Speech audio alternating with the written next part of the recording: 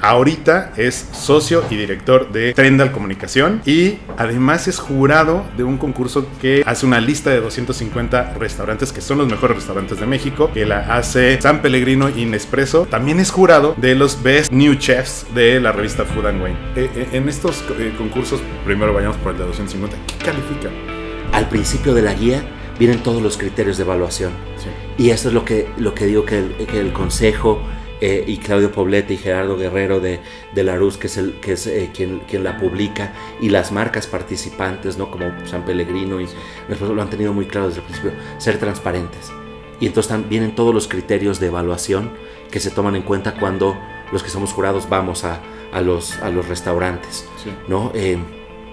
Y tiene que ver con procesos de trazabilidad, tienen que ver con procesos de sustentabilidad, tiene que ver con procesos también de cómo tratas a los proveedores, ¿no? Novelas o la autoayuda que te quiere dar todas las respuestas a todos los problemas de tu vida, cuando en realidad lo más bonito es cuando te sigues haciendo preguntas, ¿no?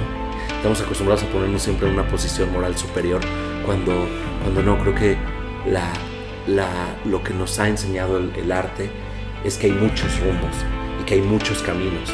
Que no hay uno correcto, que no hay una verdad absoluta. ¿Yo cómo podría identificar que tengo una crisis de comunicación?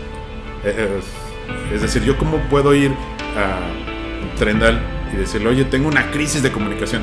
¿Cómo puedo darme cuenta que la estoy teniendo? Mira, creo que una crisis nosotros siempre la definimos como ese momento en que tú como persona, o como marca, o como empresa, empiezas a perder el control de lo que se dice de ti. ¿Qué ha habido, people? Pues el día de hoy estoy súper contento porque nuestro invitado nos abrió las puertas de su casa. Él es comunicólogo, tiene una maestría en comunicación hecha en Barcelona. Ahorita es socio y director de Trendal Comunicación y además es jurado de un concurso que hace una lista de 250 restaurantes que son los mejores restaurantes de México, que la hace San Pellegrino y Nespresso, y también es jurado de los Best New Chefs de la revista Food & Wine. Pero tiene muchas más cosas, más habilidades, y quiero que me acompañen a conocerlo. Amílcar, bienvenido al podcast Gloriosas Batallas. Oye, no, pues de verdad, Beto, muchas gracias por venir, gracias por estar aquí en casa y compartir un mezcal, que es otra de mis pasiones, y de verdad te agradezco a ti y a quien nos está escuchando que se tomen este tiempo para escuchar. Excelente, muchísimas gracias. Pues empecemos. Dime qué te recuerda la palabra rayuela. Expláyate. Anda, pues es que tiene un montón de simbolismo, porque sobre eso hice mi tesis, ¿no? Wow, me estás evocando un montón de memorias, porque fue la tesis de mi licenciatura, fue la tesis con la que me gradué. Hice un análisis intertextual de Rayuela y fíjate, justo muy enfocado a gente más joven. Quise hacer una edición que se llama Rayuela, el gran juego del lenguaje. Encerraba la U en un paréntesis para que fuera el gran juego o el gran jugo del lenguaje, y lo que hacía fue a partir de la lectura de Rayuela, de esta gran novela de Julio Cortázar, este parteaguas en la literatura latinoamericana, del boom en particular, pero de la literatura mundial en general, que a partir de la lectura de ese libro la gente pudiera aprender de historia del arte, específicamente del periodo moderno, o de arte moderno, que es a partir de los 850, ¿no? Con el impresionismo, que pudiera aprender de historia del arte, que pudiera aprender de jazz, y toda esa parte de cómo el jazz cambió toda la música y todos los géneros musicales, y siendo una música que venía de una protesta y de una reacción adversa, y cómo tiene toda esta espontaneidad, que pudiera aprender de filosofía, que pudiera aprender de geografía de París, porque hacía recorridos por donde los recorridos o las constelaciones por donde se desplazan los personajes en la ciudad luz, ¿no? Sí. Y finalmente que pudiera entender la gran propuesta teórica y todos los recursos narrativos que hacía Rayuela. Entonces, ¿sabes? Para mí Rayuela significa todo ese despertar y todo ese asombro que sigo intentando para mi vida. Creo que si algo hace la literatura es mantenerte en un permanente asombro y en que a pesar de que crezcas y a pesar de que sigas creciendo, puedas no perder esa capacidad de asombro y que sigas entendiendo que la belleza está en todos lados y que todos lados, si lo observas con detenimiento, puede ser una explosión de belleza. Y eso es creo que lo que genera Rayuela, porque sí es una novela para enamorarte, es una novela para asombrarte de cómo son las tertulias en París, asombrarte de la música que escuchaban. Hay un disco buenísimo que se llama Yazuela, que justamente son todas las canciones que está escuchando el Club de la Serpiente de que son los personajes de Rayuela. Sí. Y qué es lo que están escuchando, que además detona que se escuche. Antes la música era para envolver o para entornar lo que estaba pasando, para crear la atmósfera, y en cambio Rayuela no. Rayuela lo que hizo fue cambiar, y a partir del jazz se detona la conversación. En vez de que sea solo la atmósfera, el jazz es lo que detona toda la conversación y el tipo de narración que se hace. Entonces, para mí Rayuela sigue siendo esta capacidad de asombrarte, esta capacidad de volver a ser un niño y de volver a entender toda la seriedad y toda la filosofía que hay detrás de un juego que se puede pintar con una tiza en el pavimento y saltar piedritas para llegar de la tierra al cielo, ¿no? Entonces, creo que qué bonito que empieces con eso, qué simbólica pregunta, porque sí, Rayuela es esa capacidad de poder no caer nunca en rutina, de no caer nunca en lo cotidiano, sino siempre buscar esa forma de asombrarte, en que un tornillo no sea un tornillo, sino sea el detonador de una historia mayor.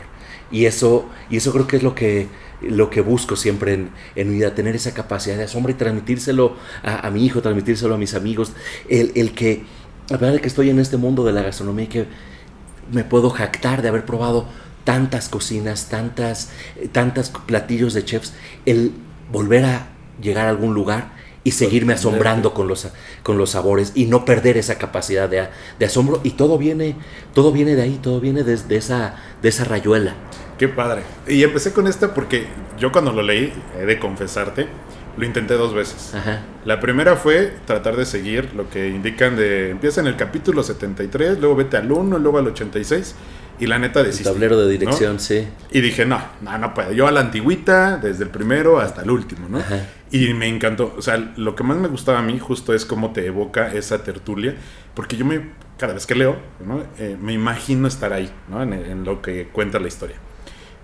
Y conforme va relatando y las tertulias, yo siempre me imaginaba estar, no sé si tú en algún momento lo has pensado, pero a mí me hubiera gustado estar con los grandes pensadores, no sé, por ejemplo, con Abraham Lincoln, ¿no? Y ver cómo echaba una tertulia.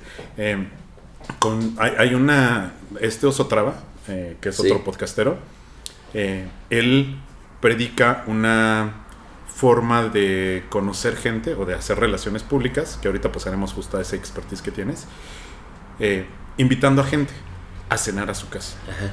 Invita a gente de distintos ámbitos, ¿no? De restaurantes, de hospitales, de artistas, de lo que sea, ¿no? Y le llamaban las cenas jeffersonianas, porque él empezó con eso, justo para poder hacer todo el tema de política que él propuso en Estados Unidos, ¿no? Y así fue como él empezó, como si nos fuéramos a, no sé, por ejemplo, a México, ¿no? Cómo empezaron a hacer las reuniones para poder hacer la independencia, ¿no? Acá similar. Pero hacían estas tertulias, ¿no? Entonces a mí me hubiera encantado estar en una tertulia, no sé, por ejemplo, con artistas, ¿no? Con escritores, con pintores, y escuchar sus conversaciones así como que está padre, ¿no? A mí me hubiera encantado.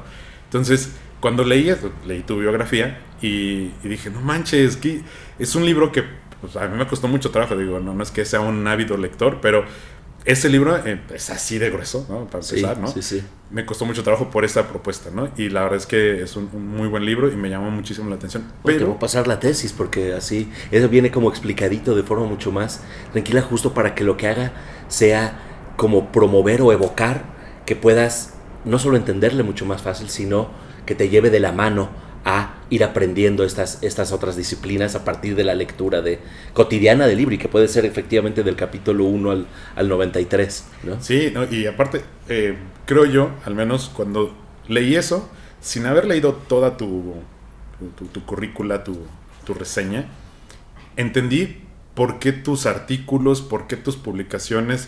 ¿Por qué tu forma de ser? ¿Por qué tu estilo de vida? Dije, no mames, es que es eso, ¿no? O sea, la forma en cómo describes el arte, la forma en cómo compartes cuando vas a los museos, es algo que yo valoro mucho, porque yo cuando voy a un museo, así como que, ¿qué veo? ¿No? Sí. Que esa es una pregunta que ahorita te voy a hacer, pero bueno, te titulas, sales de la universidad y te vas a chambear a Chapingo. Sí. ¿Cómo fue tu experiencia de trabajar en Chapingo? Pues primero maravillosa, ¿no? Porque además entré como coordinador de prensa de la rectoría. Entonces, además con toda esta belleza que tiene Chapingo, no solo que deberíamos de evocar ese modelo nuevamente de solidaridad, de compañerismo, de amistad, que creo que sí es de las pocas universidades que sigue manteniendo esos lazos y esa colaboración entre sus egresados, ¿no? Recuerden que Chapingo también aloja a la gente de todas las latitudes de México, además de las zonas más marginadas de México, y las lleva a vivir a una universidad, ¿no? Sí. Y los tiene ahí. Si no, corrígeme si estoy mal, pero según yo es la única universidad pública que tiene dormitorios. Sí, según yo. Y además la más antigua de América de agronomía, ¿no? Entonces además que eso que todo el tiempo Chapingo nos esté dando ejemplos de cómo regresar a la tierra, ¿no? Y su lema de enseñar la explotación de la tierra, no la del hombre, que además está redimensionado en los tiempos con lo que está pasando con Trump y el maíz transgénico y estas luchas por el Temec, y que Chapingo siga siendo ese ejemplo de amor por la tierra y que se transmite en sus estudiantes. Entonces para mí, como externo que sabía como texcocano, sí, de cómo era la universidad, llegar a trabajar ahí a Chapingo fue una maravilla, porque trabajaba en la rectoría. Entonces trabajaba en este ex casco de Hacienda, la ex hacienda de Manuel González, el compadre de Porfirio Díaz, que ocupó la presidencia 4 años, que fue la presidencia prestada por Porfirio Díaz para simular que ya no estaba en el poder, y que sea ese ex casco de Hacienda, y estar ahí y salir todos los días y entrar por la calzada de los agrónomos y agrónomas ilustres, poder llegar al trabajo, eso para mí era una cosa extraordinaria, y además haciendo difusión de todos los proyectos que tienen los chapingueros y los estudiantes chapingueros, ¿no? Ahorita que hay chavitos con tanta vocación, sí, ¿no? Con nosotros, poder difundir, o sea, desde gente que estaba trabajando con mezcal, desde gente que está trabajando con las plantas, desde gente que está desarrollando maquinarias para hacer mucho más fácil el trabajo campesino, desde gente que está haciendo temas de sociología, que está organizando sindicatos y que está revalorizando, que todo ese quehacer, y yo sé poder haber sido el vehículo para difundirlo y para darlo a conocer, a mí se me hacía maravilloso, porque era combinar la parte de comunicación con la parte de dar a conocer estos proyectos, ¿no? Estas chavitas, por ejemplo, que tenían un proyecto de cómo utilizar la fibra de la piña que antes se desperdiciaba, sí, para hacer telas, para hacer ornamentos, para hacer joyería, ¿no? O la parte de bioarquitectura y de cómo los chapingueros estaban utilizando todo, justo el agave, ¿no? Los residuos del agave, del mezcal y del tequila, sí, para hacer bioarquitectura, no, para hacer adobe, okay, de formas mucho más herméticas, ¿no? Y que pudiera hacerse arquitectura y nuevas formas de adobes con lo que antes se desperdiciaba. En fin, esa cantidad enorme de proyectos que habían y que sigue habiendo en Chapingo, sí, para mí fue una maravilla poder embonar ahí, y sobre todo estar en una oficina al lado de la Capilla Riveriana, ¿no? Entonces, ¿sabes? Poder tener ese espacio para descansar, y el que mi descanso fuera viendo la obra maestra de Diego Rivera, ¿no? La que es considerada la Capilla Sixtina de América, sí, de América Latina. Entonces, estar en ese espacio para mí fue un primer trabajo maravilloso, ¿no?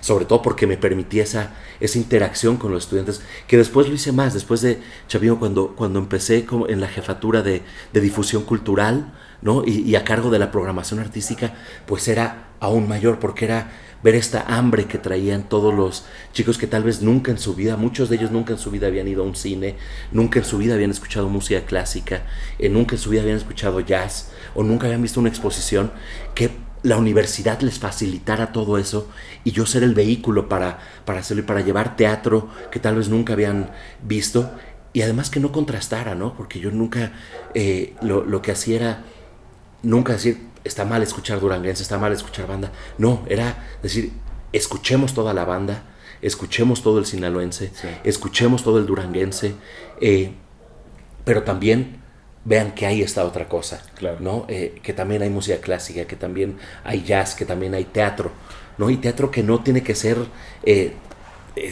acartonado, antiguo, ¿no? Sino que era teatro que les hablaba de los problemas que ellos estaban viviendo, ¿no? Sí, justo entrevisté a Rodrigo Macías. Uy, qué maravilla. Y su abuelita estuvo en la dirección de teatro y ella fue presidenta municipal de Texcoco. Ajá. Y platicábamos justo el impacto que tiene el hecho de que dentro de la educación, o sea, una cosa es sí es la difusión y que haya una difusión del arte y la cultura, que también es muy padre para que toda la gente justo que no tiene acceso a pueda tenerlo.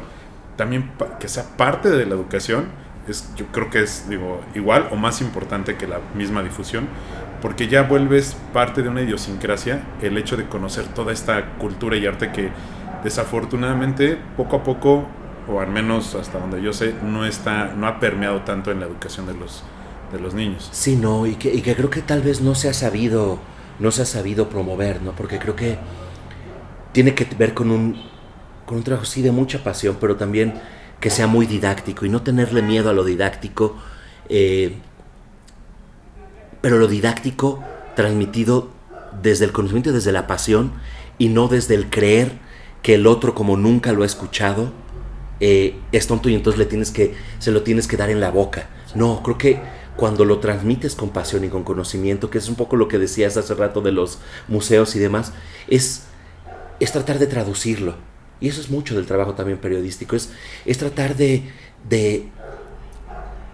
no entender que el otro es tonto, ¿no? O sea, o de creer que el otro es tonto y entonces, a ver, mira, Picasso hacía cubismo, ¿ya viste cómo el cubismo es la teoría? No, sino tratar de hacer todo lo que pasó Picasso para poder tratar de dar a conocer diferentes tiempos, poniéndolo en un plano cubista. Y entonces que el rostro de mañana fuera al mismo tiempo el rostro del ayer y que ese mismo rostro que es del ayer y del mañana que se están uniendo te viera a los ojos y estuviera hablándote de tu presente. No sin tener que explicar, el cubismo tiene que ver con las dimensiones temporales, no, o sea, sino que se transmitiera de otra forma, ¿no? Pero que no dándote por hecho de que el público, que es creo que en lo que peca mucho teatro infantil o mucha literatura infantil, que cree que el niño es tonto y que le tienes que dar todo peladito y en la boca, sí, y con una moraleja y con a ver, ¿te quedó claro que no debes de hacer daño a tu compañerito solo porque es diferente? No, sino que se puede llegar aludiendo a su lenguaje, ¿no? Y aludiendo a entender que es alguien con las mismas capacidades, que solo te lo tienes que transmitir de una forma distinta. Y eso creo que me pasó mucho en Chapingo, el hacerlo didáctico sin que fuera for dummies, ¿sabes? Sin que fuera creyendo que el otro, nada más porque nunca había visto teatro en su vida, no lo iba a entender y no lo iba a significar. Sobre todo era eso, o sea, cuando le haces ver al otro que tal vez eso que se ve muy distante, tú eres actuario y las matemáticas, ahorita que platicábamos de la forma en que le transmites a tus hijos las matemáticas, cuando logras hacer que las matemáticas están en todo, y se lo haces desde tu pasión, sí, no desde, puta, las matemáticas son dificilísimas, ¿sí? Sí. Nadie las entiende, sino tú decir, mira, las matemáticas son fáciles y están en todos lados. Cuando le haces entender a la gente que cualquier expresión humana le significa en su vida y le puede hablar de su propia vida, sin tenérselo que dar con cucharita, se vuelve una experiencia totalmente distinta. Justo acabas de responder la siguiente pregunta, porque después de tu paso por Chapingo, también como investigador, como encargado de las artes, la difusión, fuiste también profe de la UVM y justo enseñabas el cómo identificar o cómo apreciar las bellas artes, ¿no? Sí. Que justo te iba a hacer esa pregunta. ¿Cómo como yo, imaginemos en un mundo ideal, yo, Beto Bobadilla, ¿cómo puedo apreciar las 7 artes y sentirme? Yo, por ejemplo, ahorita llegué a tu casa, que está muy bonito, muchas felicidades, y gracias también por abrirnos las puertas. Veo mucho arte, ¿no? Por todos lados. Y probablemente yo veo pinturas que me impactan y que digo, qué padre, qué bonito. Pero yo, ¿cómo pudiera interpretar un arte? ¿Cómo decir, este es un buen arte? Dame 3 tips. Sabes que quitándote, creo que lo primero para acercarte al arte es quitarte los prejuicios de que el arte es inalcanzable e inentendible, ¿no? Creo que eso es lo primero.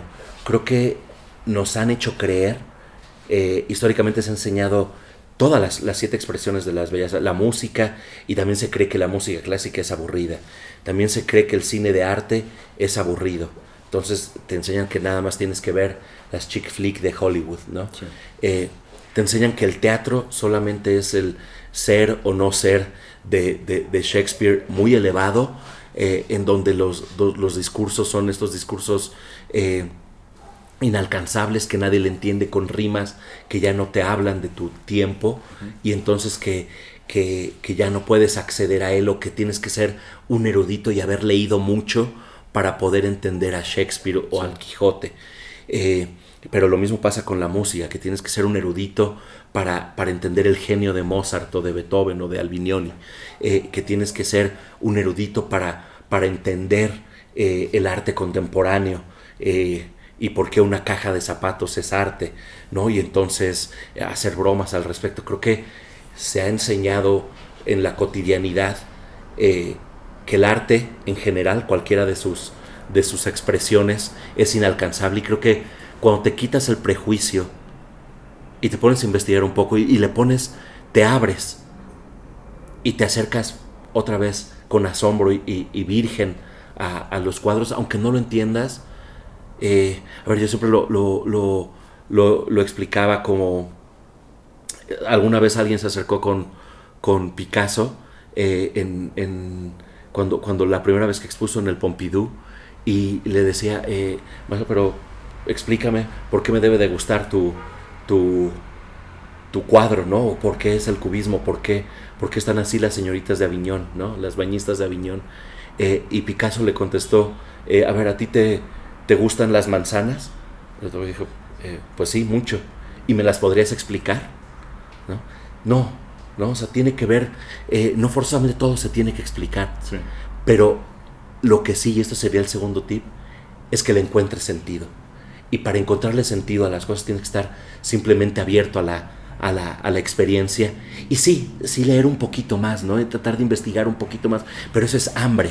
Eso es hambre de conocer, de no quedarte, lo platicábamos hace ratito en el pre, ¿no? O sea, es el hambre de conocer un poquito más de lo que te dice la vida, no quedarte con lo primero que te dicen, un poquito, el ser crítico, el hacerte preguntas, el que esas preguntas sepas que pueden estar expresadas en un cuadro, o pueden estar expresadas en una novela que no te da respuestas, sino que te genera mucho más preguntas. Y eso creo que es la diferencia entre las buenas novelas y las malas. Unas novelas o el autoayuda que te quiere dar todas las respuestas a todos los problemas de tu vida, cuando en realidad lo más bonito es cuando te sigues haciendo preguntas, ¿no? Ahorita mencionaste la autoayuda y se me vino a la mente, tienes también un chorro de libros, tu biblioteca también está enorme, ¿no? ¿Qué opinas sobre los libros de autoayuda? Mira, yo creo que sirven en algún momento, ¿no? O sea, pero creo que sí parten de una necesidad de obtener una respuesta en un momento determinado cuando tienes un conflicto, que eso es lo que hacía antes la religión, ¿no? Creo que si la religión cristiana en particular está en tanta crisis, ¿no? Es porque siempre quiso dar las respuestas a todo y no permitir que se hicieran preguntas, ¿no? Y lo seguimos viendo con la censura que están haciendo ahorita de la exposición de Fabián Chaires, ¿no? La de la Avenida del Señor, que eso pasó ayer, ¿no? O sea, creemos que ya estas épocas de oscurantismo y de censura terminaron, y se están censurando exposiciones todavía hasta ayer, ¿no? Y entonces cuando empiezas a limitar, y creo que eso es lo que pasa con la autoayuda, yo creo que si te funciona es válido, ¿no? No tampoco lo criticaría, ¿no? Y tampoco soy, sí, pues a ver, sí, en lo personal sí soy anti Paulo Coelho, ¿no? Pero tampoco es que lo censure y diga la gente que lea Paulo Coelho es una inútil que no sabe hacerse preguntas. No. O sea, también creo que hay un sector que le gusta y que si en ese momento le responde cosas que le están significando en su vida, también es válido. ¿No? A mí no es el tipo de literatura que me gusta, no la considero tampoco literatura, está muy hecha para responder a algunas preguntas específicas de situaciones que estamos viviendo como humanos y que antes era lo que resolvía la religión. Creo que ahorita en este vacío que se siente, creo que todos como seres humanos necesitamos respuestas y necesitamos tener sentido y necesitamos encaminar nuestra vida por ciertos lados, ¿no? Eso creo que a un sector lo hace la autoayuda y lo hace muy bien, y a quien le funcione bien, ¿no? Creo que es un camino. Creo que la ventaja que te da el arte y que te da la literatura es también entender que hay muchos más caminos, ¿no? Entonces yo no la critico, yo no la consumo, pero tampoco critico y tampoco la repruebo, ¿no? O sea, no la rechazo, ¿no? Y mira, me da mucho gusto tu respuesta. Justo veía una entrevista que le hicieron a Natalia Lafourcade y ella en algún momento sí opinaba como que autoayuda cero, ¿no? Uh-huh. Y pues ella es una muchacha estudiada, la verdad es que sí también tiene mucho bagaje. O sea, todos conocemos a la famosa Natalia Lafourcade y que canta sus rolas que son ¿no? muy, muy escuchadas. Pero atrás de eso, ella ha estudiado en muy buenas escuelas, etcétera, ¿no? Y trae también, pues sí, de la familia y todo eso. Y por ende es muy estudiada y leía otro tipo de literatura. Y en esta entrevista dice, no me lo van a creer. Me dio una depre horrible. Y saca el libro y dice, y esto fue lo que me sacó. Y es un libro de autoayuda. Ajá. Si yo los critiqué, pero como ahorita lo dijiste, si en el momento te ayuda, qué bueno. Sí. ¿No? Y ella sí dice, me ayudó, ¿no? Está bien, está chido, me ayudó a salir del hoyo en el que estaba.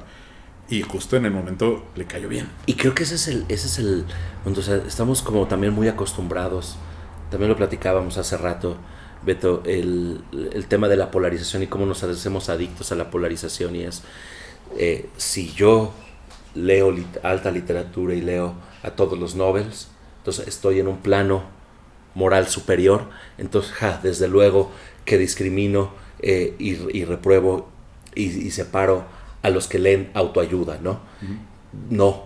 No, o sea, creo que estamos acostumbrados a ponernos siempre en una posición moral superior cuando no. Creo que lo que nos ha enseñado el arte es que hay muchos rumbos y que hay muchos caminos, que no hay uno correcto, que no hay una verdad absoluta, ¿no? Entonces que en algún momento te puede servir un libro de autoayuda, en otro no, en otro te sirve más leer a Han Kang, la premio Nobel surcoreana de este año, y te puede dar una respuesta mucho más bonita a través de hacerte entender por qué se hizo vegetariana, ¿no? Sin decirte tengo que ser vegetariano, y que a partir de que alguien se hace vegetariano, que te pueda hacer una crítica de el machismo que hay en la sociedad surcoreana, y que eso te dé una respuesta a ti aquí en México o en Texcoco, ¿no? Creo que es lo bonito, y creo que lo que hace el arte es eso, decirte que hay muchos caminos, no hay uno solo. Por eso la Biblia no puede ser uno solo, por eso el Corán no puede ser uno solo, por eso los libros de autoayuda no pueden ser uno solo. Y creo que el gran defecto de todas estas religiones es que sí te dicen que solo hay un camino, sí, y solo hay una palabra verdadera. Y creo que lo que nos enseña el arte es a decirte que hay muchas palabras verdad y que no es necesario encontrar la verdad siempre. O sea, creo que es mucho más bonito el camino que encontrar la verdad, ¿no? ¿Te imaginabas tú de chiquito dedicándote a lo que haces actualmente, o cómo disfrutas la vida? O sea, en algún momento que ibas en la primaria, secundaria, prepa, dijiste, ay, me gusta el arte y quiero dedicarme a algo así, o... Mira, sabes que creo que tuve sí, creo que siempre supe que mi vocación era hacia el arte y hacia las humanidades, sobre todo. Sí. ¿No? Yo que soy ateo y que no creo en Dios, entonces soy un humanista que creo en el hombre, y creo en la mujer, creo en la especie humana, creo en el otro, con las dificultades que eso te puede generar, ¿no?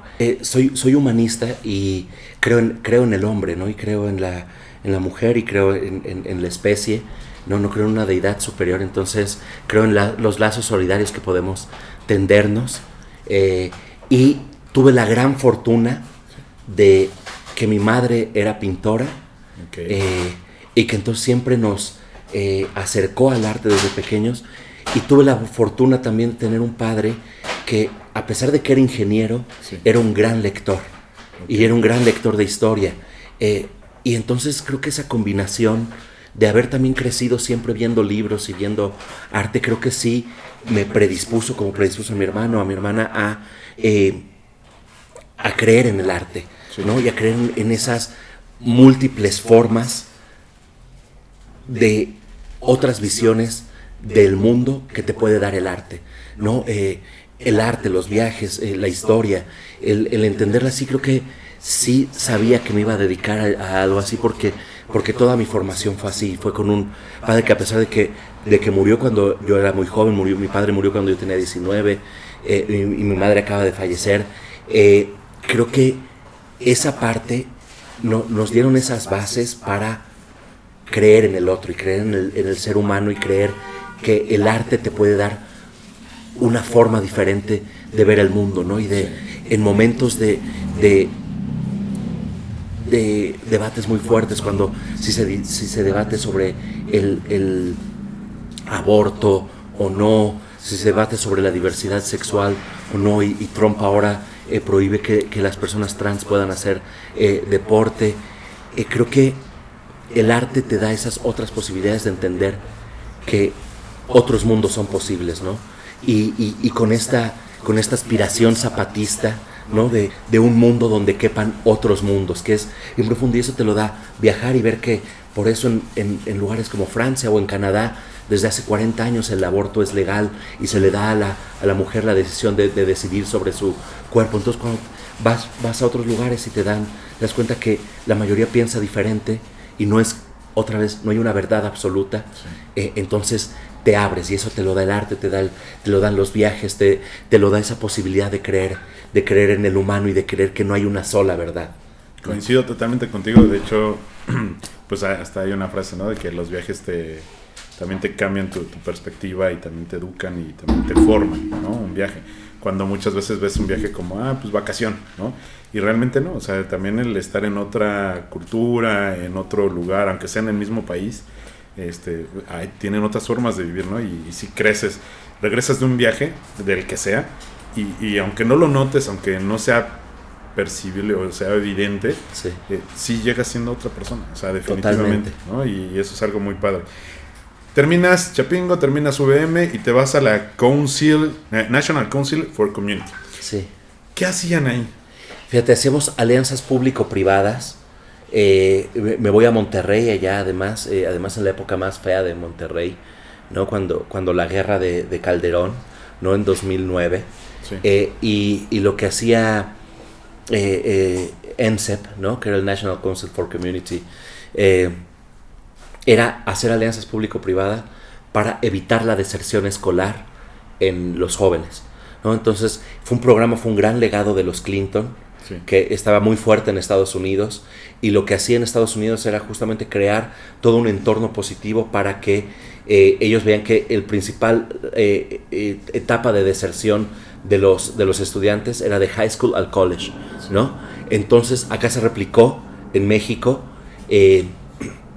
pero se replica en México, pero justamente lo que hacen es, aquí en México se ve que la principal etapa de deserción escolar es en la secundaria, de secundaria a prepa. Sí. Entonces se empezaron a hacer programas educativos para evitar que los chavitos, por todas las situaciones que hay de marginación, de pobreza, de necesidades de trabajar, de venir de hogares destruidos, evitar que se salieran de las escuelas. Entonces se hacían alianzas público-privadas, todos los programas de responsabilidad social que tienen. Yo estaba en la oficina de Monterrey y con empresas como Cemex, como ArcelorMittal, alianzas con el TEC de Monterrey, para crear un montón de programas para evitar que entonces se enseñaban desde oficios a los papás para que tuvieran otra forma de ingreso, otros oficios a las mamás también, y talleres para padres. Los chavitos del TEC o de la UDEM daban clases de reparación a los chavitos de secundaria para apoyarlos en donde estaban con más atraso. Sí. Y entonces poderlos apoyar para evitar que hubiera esa deserción en esas etapas, sobre todo en los municipios de la zona conurbada de Monterrey, ¿no? Los que están alrededor de Monterrey y de San Pedro, ¿no? Que es Santa Catarina, Apodaca. ¿Y está presente en todo México? En ese momento estaba presente sobre todo en Ciudad de México y en Nuevo León fue donde se empezó el programa. Después se replicó en Guanajuato, se replicó en Chiapas, y después ya no supe qué pasó cuando salí. Yo hace 12 años más o menos hice un posgrado en Washington. Ajá. Y algo que estaban como mucho hablando dentro del posgrado era las alianzas PPP, ¿no? El público privado. Y era, pues allá es normal, ¿no? El hecho que el gobierno trabaje con el privado es como muy normal, y tienen como, en lugar de tener un resultado por sí solo, el gobierno y el privado por sí solo se unen y el resultado es exponencial, ¿no? Justo. Y justo cuando platicábamos nosotros, porque éramos 4 o 5 mexicanos, era como 12 brasileños, y platicábamos nuestra experiencia, ¿no? En Brasil está más permeado esta relación público-privado, y aquí en México apenas empezaba.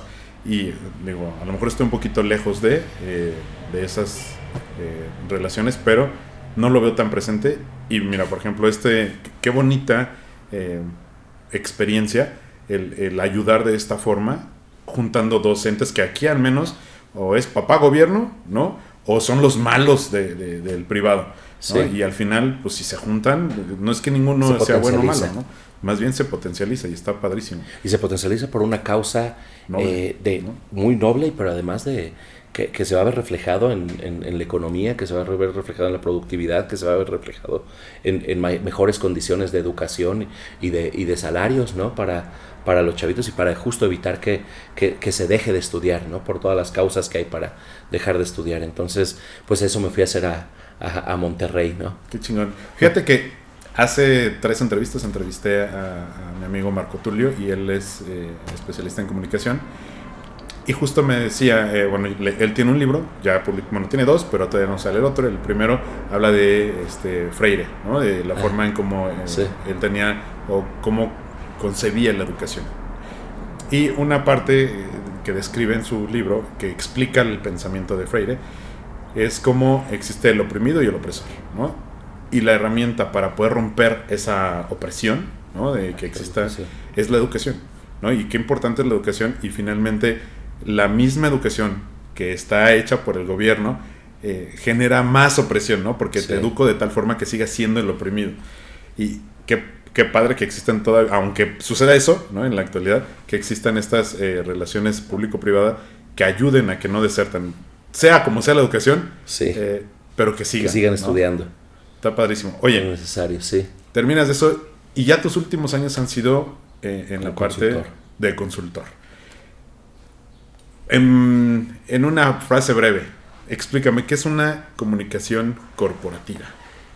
Entonces, después de Monterrey justo me regreso a México a CIMAT Consultores, que es como la firma más grande de comunicación en México, y que sí quieren hacer comunicaciones, todas las formas de comunicación política, comunicación organizacional, que es la comunicación interna de las empresas, pero sobre todo es comunicación reputacional, ¿no? Y es como justamente crear ese vínculo de reputación entre las empresas y la comunidad donde está, ¿no? Y seguir manteniendo esa reputación para que eso desde luego se refleje en negocio, pero se genere entre los grupos de interés, entre los inversionistas, que haya darle ese valor a la reputación de las empresas, ¿no? Entonces, eso es lo que llevo haciendo los últimos 15 años. Estuve primero en CIMAT, después tuve un paso por estrategia y después, muy recientemente, en Llorente y Cuenca, que también es de las más grandes,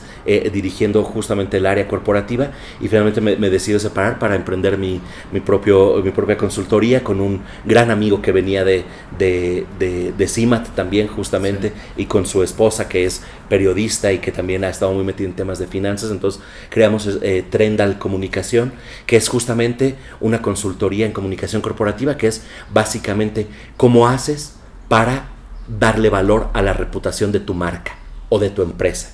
Eso es básicamente, nos encargamos de gestionar la reputación de tus empresas, tanto en momentos de crisis como en momentos de bonanza, ¿no? Que justo la parte de bonanza, digo, ahorita está también muy en boga, la marca personal y cómo es tan importante esta reputación que tiene tanto la persona como la misma corporación. Ejemplo, Steve Jobs. Todo el mundo sabe quién es Steve Jobs y todo el mundo sabe qué es Apple, ¿no? Sí. Y la importancia que tiene que los dos tengan su propia identidad. Uh-huh. Pero la parte que casi no se habla es justo de las crisis, ¿no? Sí. Y veo que tú tienes como esta analogía de, pues si tienes crisis, actúa, ¿no? Sí. Pero yo te recomiendo que prevengas esa crisis. Sí. Yo como actuario, un actuario se dedica a la gestión de riesgos y con cálculos matemáticos yo prevengo para cuando se suscite, ¿no? O te digo, sabes que la probabilidad de que suceda un accidente o una enfermedad, yo te puedo calcular más o menos con probabilidades qué puede pasar, ¿no? O cuándo puede pasar, y por eso existen los seguros, ¿no? Por ejemplo. Pero hay riesgos en todo el mundo, ¿no? Tú te dedicas al riesgo, pero operacional, ¿no? Que sí. No es lo mismo, pero no sé cómo decirlo. Pero va de la mano. Pero sí. Va de la mano, sí, ¿no? Sí.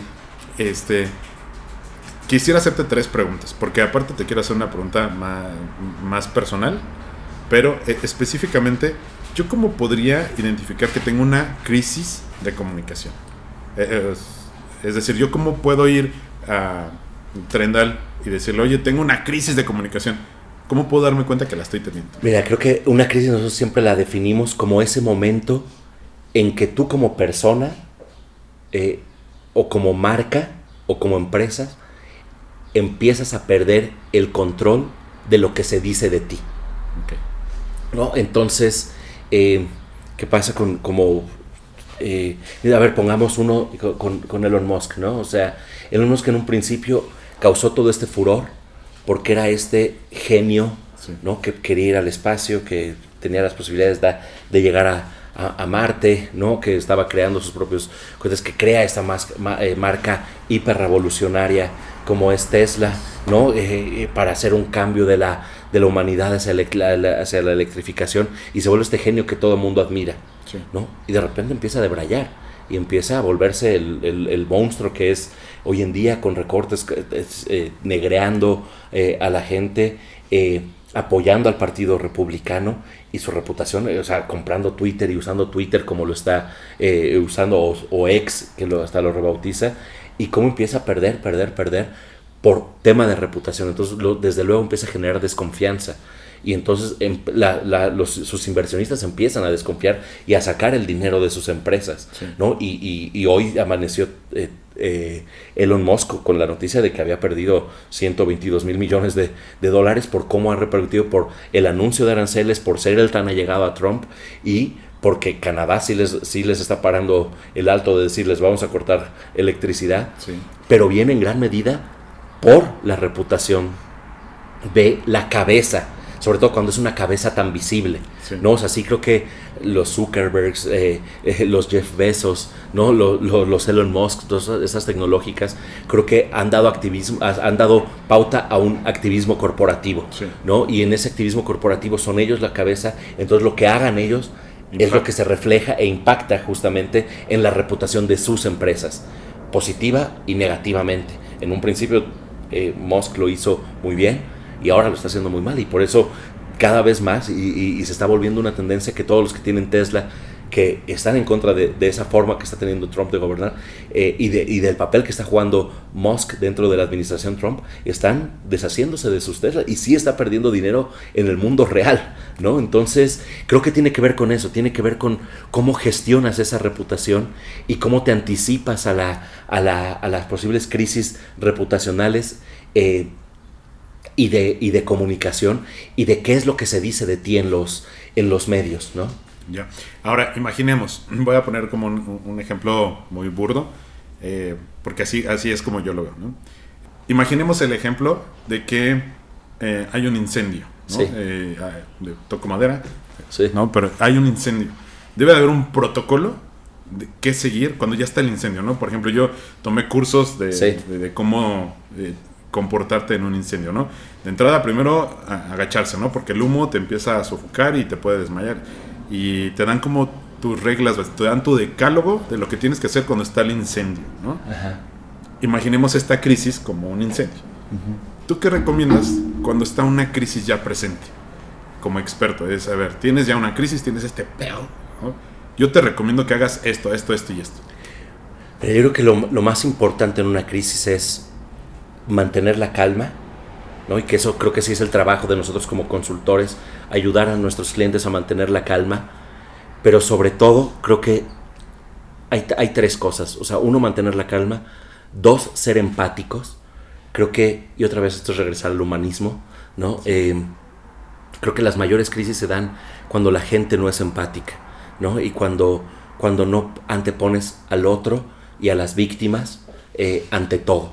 Sí. Entonces, ser empático creo que te va a ayudar de verdad a sacar un montón o a poder afrontar mucho mejor las crisis.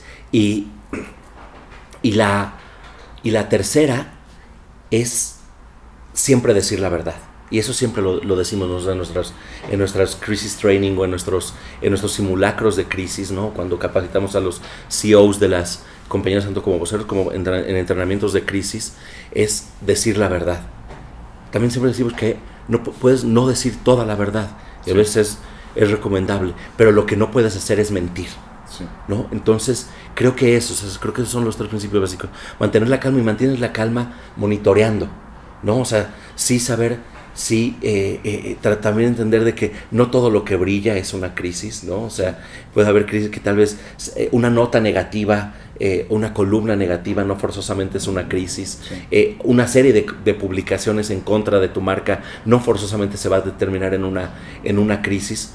Y hay otras que sí lo son. Una explosión, muerto, cuando hay muertos en las explosiones de alguna fábrica, de alguna refinería, claro que hay, porque son vidas humanas, ¿no?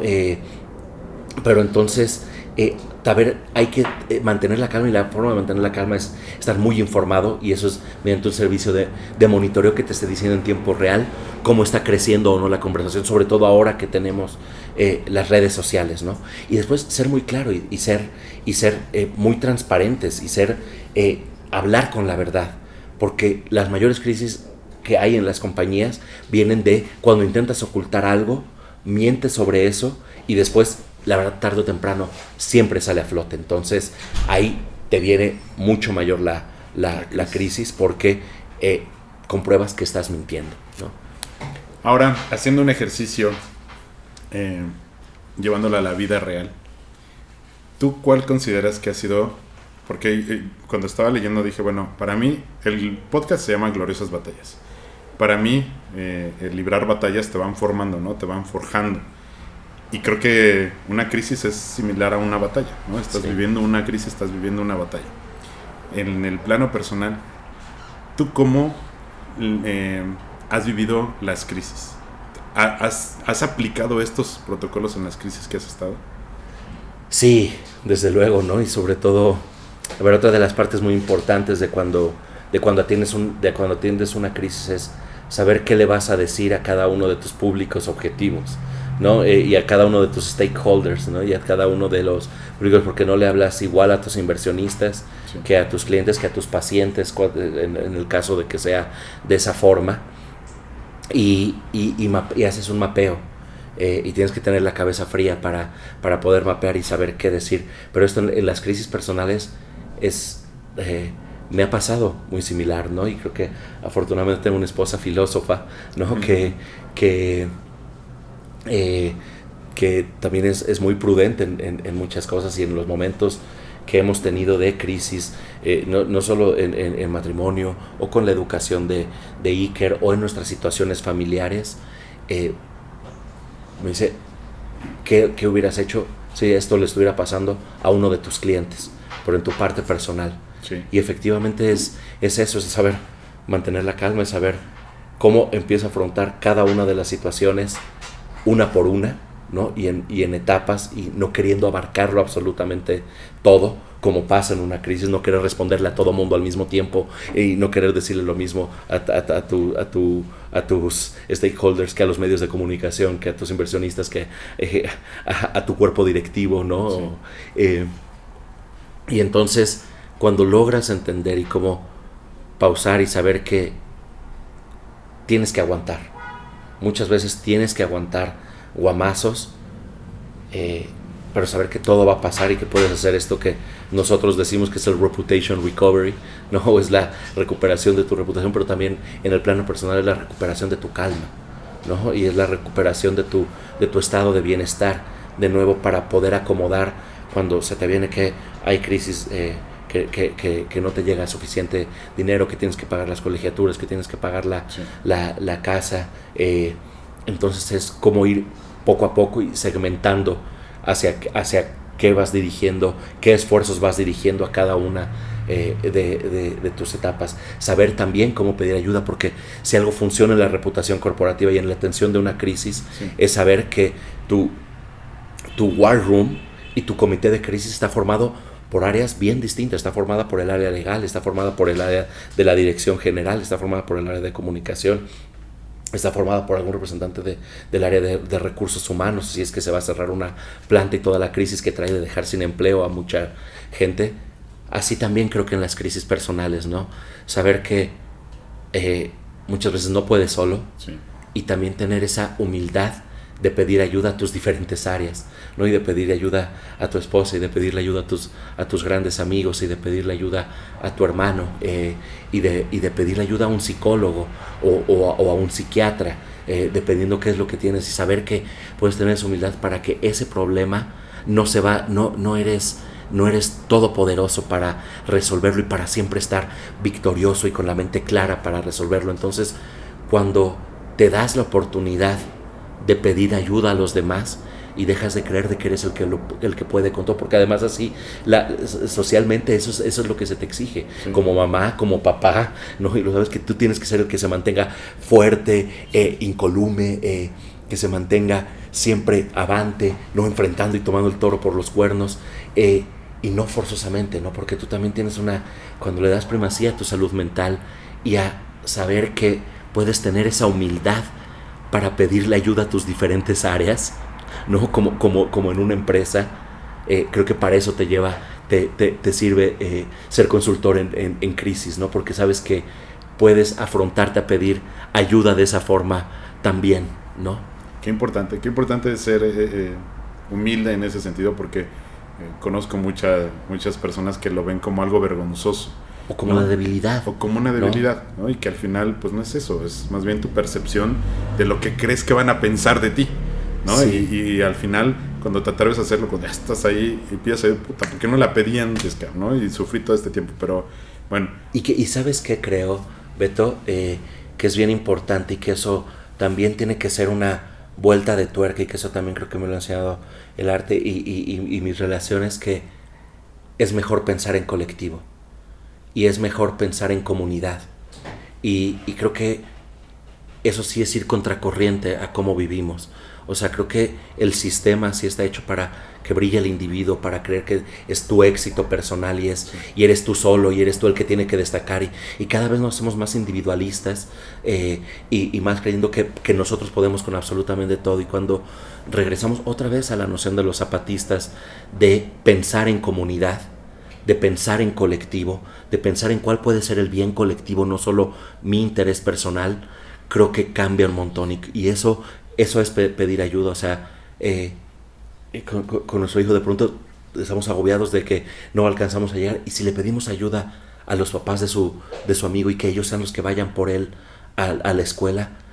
No siempre tienes que estar en resolver todo, ¿no? Sí. Entonces, pero eso vas creando comunidad. Sí. Y cuando creas comunidad empiezas a pensar en colectivo, empiezas a pensar por el bien de la colectividad y no solo tu bien personal y lo que tú puedes ganar. Y creo que cuando logremos dar el salto de nuevo a pensar en comunidad y a pensar en colectivo, creo que vamos a estar en un mundo mucho mejor. Totalmente de acuerdo. Ahora, si te pregunto, ¿cuál ha sido tu batalla más difícil o la crisis más difícil que has vivido? ¿Cuál sería? Creo que sí, esta que acaba de pasar muy recientemente con la enfermedad de mi madre, ¿no? Por la historia que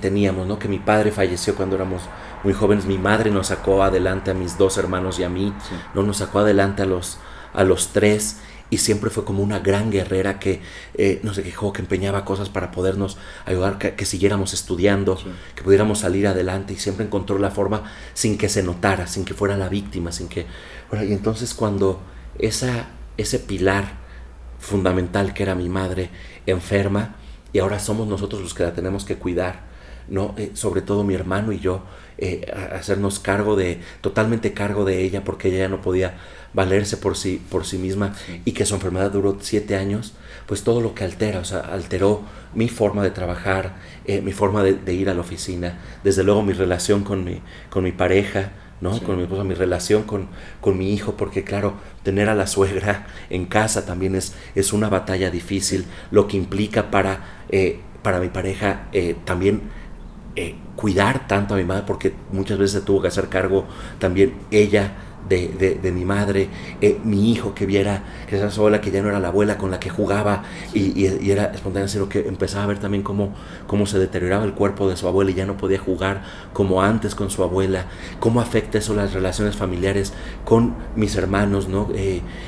Cómo nos afectó, cómo nos hizo distanciarnos porque claro, cuidar a un enfermo mengúa muchas relaciones, ¿no? Mengúa la forma de relacionar porque siempre hay alguien que cree que hace más o que hace menos, que sí. Pone más o que pone menos, desde el plano económico que implica un gasto mucho más fuerte, sobre todo atender un cáncer tan duro como el que pasó a mi madre, que implicaba tanto gasto, sí. Económico, y sin mi padre que pudiera ya ayudar, ¿no? Sí. Ayudar a mi madre. Entonces lo que va implicando en cómo cambian las relaciones económicas, familiares, creo que esa ha sido la batalla más difícil, sobre todo porque se extendió, ¿no? O sea, se extendió 7 años en donde va cambiando toda la forma de entender tus relaciones íntimas, tus relaciones de pareja, tus relaciones de padre, tus relaciones de hermano, tus relaciones con tu otra familia, ¿no? Con las tías, con las hermanas de mi madre, ¿no? Entonces creo que esa ha sido la más difícil, ¿no? Y de la que todavía le seguimos luchando y seguimos entendiendo cómo hacerlo. Afortunadamente mi madre fue alguien que se fue en paz y que siempre nos enseñó cómo estar feliz, y que creo que todavía a la distancia nos sigue cuidando y que sigue cuidando esa forma de entender la vida amorosamente y desde la paz y desde crear comunidad también, ¿no? Y desde la belleza del asombro. Creo que ese ejemplo permanece aunque se haya afectado todo lo demás, y que es un hecho que se afecta, ¿no? Porque se afecta el yo tener que faltar al trabajo para sí. Llevarla al hospital, para llevarla a las consultas, para llevarla a los estudios, el que mi hermano también tuviera que dejar su trabajo para llevarla a los trabajos, tener que hospedarla en nuestras casas para poderla cuidar cuando no podía cuidarse por ella misma, el que mi madre, enseñar a mi madre también a pedir ayuda y a recibir ayuda cuando ella siempre había sido la fuerte que nos cuidaba a nosotros y que nos sacaba adelante. Creo que reentender todas esas relaciones y todo este proceso, y justo pedir ayuda de Dani, pedir ayuda de Iker, pedir ayuda de mi hermano, de mis tías, de mis tíos, de mis amigos más cercanos, ¿no? Creo que ha sido lo que nos ha ayudado a salvar y a ir resarciendo relaciones ahora, ¿no? En este tipo de batallas o crisis, es difícil mantenerse estoico, ¿no? Y es difícil. Muy. ¿Tú de qué te agarrabas? O sea, entiendo, me dijiste al principio, yo soy ateo, pero ¿de qué te agarrabas o en qué te recargabas tú para aguantar? Porque pues son situaciones complicadas. Mira, me agarraba mucho de que la ciencia médica ayudara a que mi madre no sufriera. Y entonces claro que era un electrocardiograma todo el tiempo, porque era unos momentos muy bien y creíamos que ya estaba mejorando y de repente caía y había que llevarla de nuevo al hospital, y a urgencias, y con todo lo que era padecer un servicio de urgencias, y no saber qué le estaba pasando. Y después otra vez ya creíamos que iba muy bien y eran altibajos todo el tiempo, pero confiar en la ciencia y confiar en los doctores y confiar en los tratamientos que estaba recibiendo, y me hacía a mi familia, ¿no? Y a mantenerme como pareja, y hacía doblarme, y hacía expresar que me estaba llevando a la chingada, ¿no? Sí. Y así llorar, y así a decir no soy fuerte, no soy fuerte, y a llegar a abrazarme a la gente y a mis amigos y a decirles está muy mal, y estamos cansados de cuidar, y también saber reconocer y decir estamos cansados de cuidar a alguien aunque sea nuestra madre, Claro. ¿no? Y decir, y en esos momentos necesitamos ayuda, ¿no? Y saber pedir la ayuda a tiempo y decir, pues sí, a enfrentar también las cosas como son, ¿no? Y si están mal las relaciones con la familia, decir, pues está el elefante blanco en el cuarto, y es decir, tenemos que enfrentar el conflicto y tenemos que enfrentarlo unidos, porque si no, por cada quien por su cuenta nos va a llevar la chingada y nos vamos a separar. Claro. Yo me voy a ir de mi casa, ¿no? Mi esposa no tiene por qué estar cuidando a mi madre, Sí. mi hijo no tiene por qué estar dándole las pastillas a su abuela, aunque lo hagan con mucho amor. Sí. Pero eso cansa también de tarde o temprano, y entonces creo que hablarlo y poderte eso, decir que no eres estoico, y poder demostrar que estás débil, y que necesitas ayuda, creo que es de lo que más te puede ayudar a enfrentar situaciones tan adversas. Y todo eso te ayuda a no claudicar, decir, me doy por vencido, aviento la toalla y ahí nos vemos. Sí, porque además después ves también cómo llega, y aunque su abuela estuviera muy mal, llega y quiera a darle un dibujito que le hizo, ¿no? Sí. Y llega a alegrarla y ver otra vez el bienestar de mi madre, cuando salíamos a comer a algún lugar y podía, y que su nieto de 5 o 6 años la pudiera estar llevando en su silla de ruedas, y quizá todo el esfuerzo para llevarla, o que la llevara a un museo para enseñarle otra vez arte, que era también lo que le gustaba, Sí. que fuera el niño de 5 llevándola. Pues claro que eso Te inyecta te inyecta, y vas, tienes que saber que vas ganando pequeñas batallas, ¿no? Que no todo el tiempo la puedes ganar, y tampoco todo el tiempo te puedes caer, ¿no? Es de a poco, y es sí carrera de resistencia, ¿no? Ahorita acabas de decir algo que al menos a mí me pegó muchísimo. Manteníamos conversaciones por chat. Y en algún momento de mi desesperación, no recuerdo bien qué te pregunté, pero me contestaste, todo se cocina a fuego lento para que sepa mejor. Algo así me dijiste. Sí.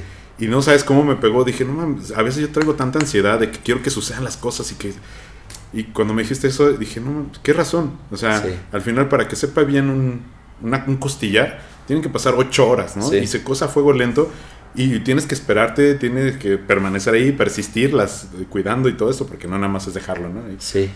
Y al final el resultado va a ser delicioso, ¿no? Delicioso, y aún así tienes que esperar, Sí. ¿no? Ya se cocinó a fuego lento, pero aún así todavía tienes que dejar que se enfríe para que lo tomes a la temperatura adecuada, y tratar de esperar el momento para que sea la temperatura adecuada de ya degustarlo. Efectivamente hace que todo se degluta mejor, ¿no? O todo pase, ¿no? Y sepas que ahí están las costillas de ese costillar, ¿no? Que las chupaste hasta el último momento, y que ya está ahí, que también se tiene que ir, y que también ya pasó, ¿no? Sí. Para bien y para mal el disfrute, pero sí, efectivamente que todo va a fuego lento. Y haciendo conexión, ya cambiamos ahora de faceta. Sí. Eres y digo, me atrevo a decirlo, eres un experto en gastronomía. Publicas artículos en la revista Food and Wine y en otras revistas, Gato Pardo, Croma, también con Marco Beteta, que justo la historia de Marco Beteta también me llamó mucho la atención y hago mucho clic con tu historia, porque justo él empezó con un restaurante, después él empezó a ver que podía degustar la comida y dar opiniones y así, ¿no? Y es una gran guía. Y ahorita es una cosota grandota, ¿no? Pero tú haces algo similar y digo, no sé si tú obtengas algún ingreso por hacer eso, pero se ve que lo disfrutas muchísimo. Cuéntame esa faceta de no puedo decir gastrónomo, pero ¿cómo te podrías describir?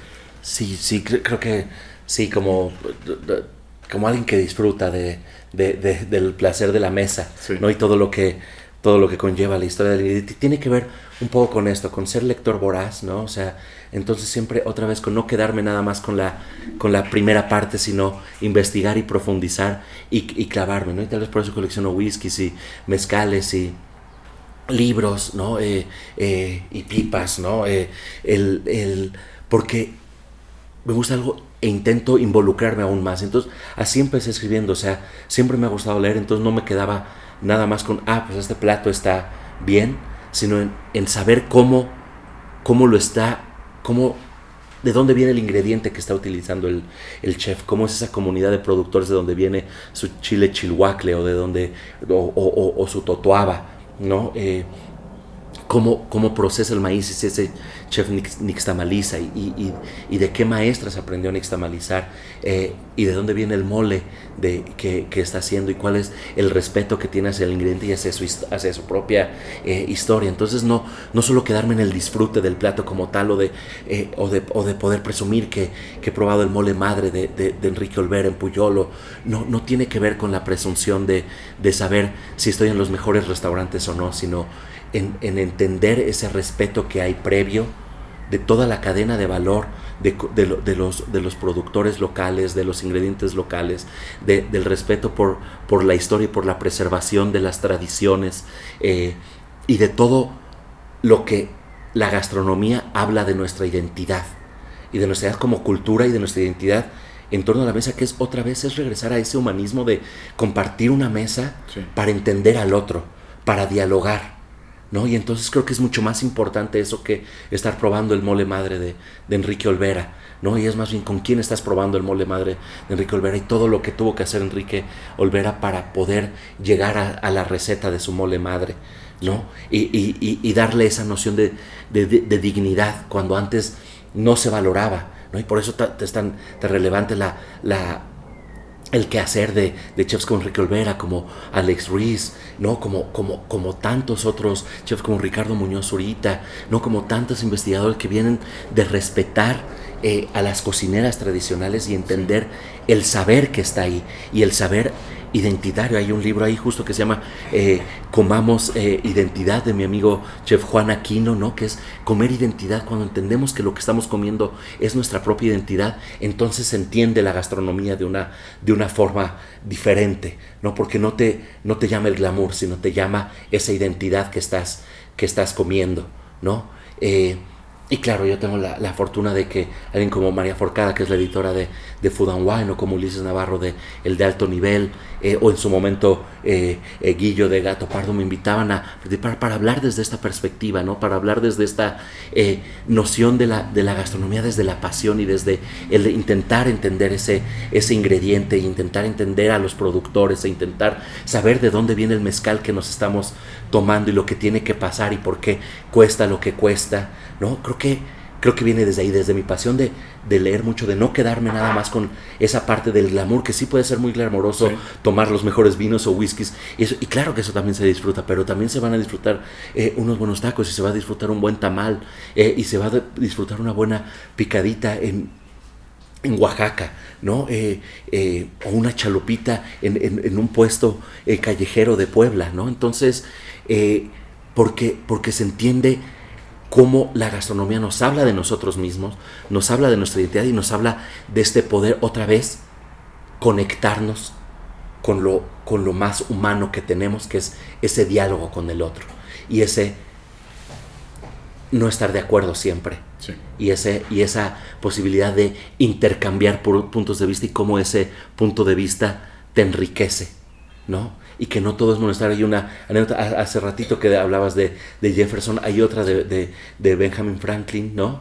Que decía, cuando tú, yo voy caminando y me cruzo con alguien y yo le doy $1, que es la base de nuestra economía, sí, y él me da $1, pues nos vamos a ir cada quien a nuestra casa con el mismo dólar, con $1. Sí. Y fue un intercambio monetario superficial, monetario y hasta ahí. Sí. Pero en cambio, si yo voy en la calle e intercambio una idea contigo y tú intercambias una idea conmigo, nos vamos a ir a nuestra casa con 2 ideas diferentes y con 2 visiones del mundo. Y eso cambia totalmente la forma en cómo nos vamos a entender que no es nada más el intercambio monetario o material, sino tiene que ver ese intercambio, y eso genera la cocina, eso generan las mesas, eso generan los fogones, eso genera compartir una mesa y una comida y un vino, ¿no?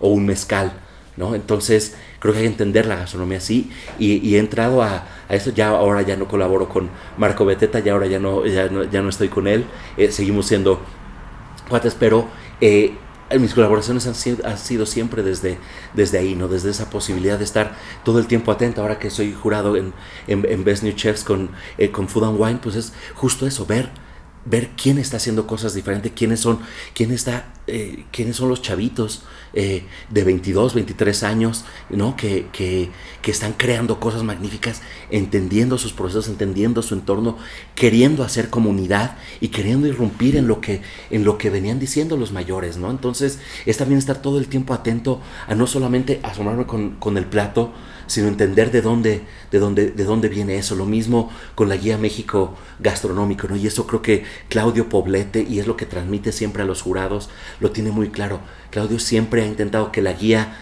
culinaria mexicana, la Guía México Gastronómico de los 250 restaurantes, sea ese espacio para discutir. Por eso siempre con la guía vienen también los oficios culinarios y esa reflexión en torno a la gastronomía, a saber cómo nixtamalizar, a saber cómo podemos rescatar el chile chilhuacle que está en peligro de extinción, porque ya solamente hay 3 productores en Oaxaca que lo están haciendo.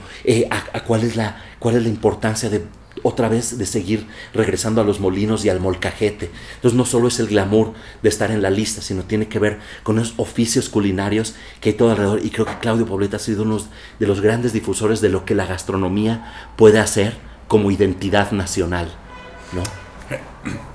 Culturízame un poco en cuanto al tema de cómo califican. Hubo un video que se volvió viral de una persona que es experta en restaurantes, que explicaba la lógica de las 3 estrellas de Michelin. Sí. ¿No? Que decía, una estrella significa que vale la pena pararse en el lugar, ¿no? Ahí, porque está por ahí y pases, ¿no? 2 estrellas es porque está un poquito más escondido y tienes que avanzar un poco más para poder llegar al lugar, ¿no? Y 3 estrellas Michelin es porque tienes que hacer un trayecto largo, porque vale mucho la pena ir específicamente a ese lugar. Sí. Entonces esa lógica es como fácil de entender cómo califica estrella Michelin. No sé si sea cierto, pero me hizo mucho sentido, ¿no? Sí. Más que ellos, Michelin se dedica a llantas, y que el desgaste de las llantas es mayor cuando viajas más, ¿no? Y me hizo sentido. Sí. En estos concursos, primero vayamos por el de 250, ¿qué califican? Mira, hay un chorro, y eso es también la gran ventaja. Al principio de la guía vienen todos los criterios de evaluación. Sí. Y esto es lo que digo, que el consejo, y Claudio Poblete y Gerardo Guerrero de Larus, que es quien la publica, y las marcas participantes, ¿no? Como San Pellegrino, y lo han tenido muy claro desde el principio: ser transparentes. Y entonces vienen todos los criterios de evaluación que se toman en cuenta cuando los que somos jurados vamos a los restaurantes, sí, ¿no? Y tiene que ver con procesos de trazabilidad, tienen que ver con procesos de sustentabilidad, tiene que ver con procesos también de cómo tratas a los proveedores, ¿no?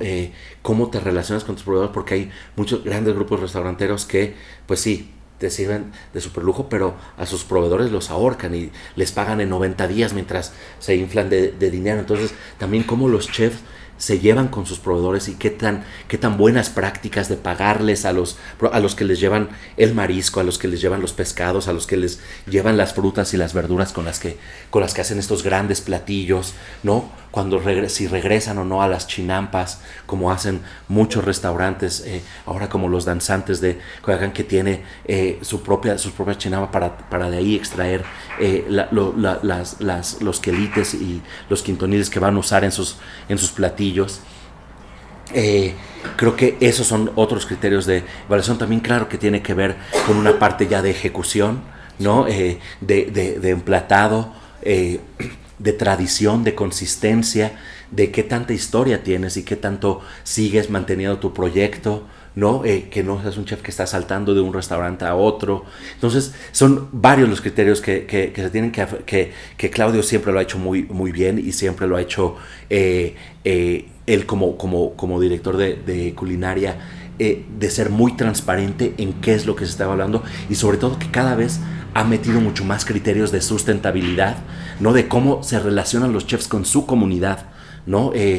Con sus productores locales, con cómo hacen comunidad, así sea comunidad en la Roma o en la Condesa, sí, ¿no? Pero qué tanto se ayudan entre ellos, qué tanta colaboración hay entre los chefs, qué tanto se promueve la gastronomía de las cocineras tradicionales, si tienen mayora o no, qué tanto valor le dan a la panadería ahora, ¿no? Sí. O al maíz que se está utilizando, qué tanto se le da de valor a si se usa vino mexicano y si predomina en las cartas el vino mexicano para fomentar el vino mexicano y otra vez el consumo nacional. Entonces todos esos son criterios que se van evaluando y que se tienen como muy claro al inicio de la guía, para que también los chefs y los restauranteros sepan muy bien por dónde orientar sus cocinas, ¿no? Y eso creo que se me hace maravilloso, ¿no? Ahora, para entenderlo un poquito más, son 250 los premiados, sí, ¿no? Pero hay miles de restaurantes en la República Mexicana. Sí, miles. Sí. Yo soy uno de ellos. ¿Cómo le hago para ser considerado en esa lista? ¿Qué tengo que hacer yo? Sabes que sí, pedirlo, ¿no? O sea, invitar.